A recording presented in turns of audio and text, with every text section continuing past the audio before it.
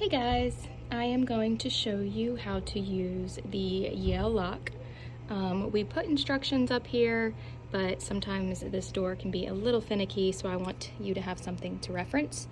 So in order to unlock the door, what you have to do is take the handle and pull up all the way, and then put your hand over. You'll hear that noise, then you type in your code, and then press check mark, and now your door is unlocked.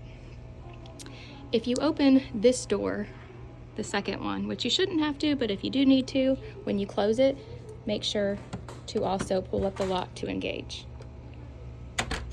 To lock the door, when you leave, you're going to also pull up on the handle and then put your hand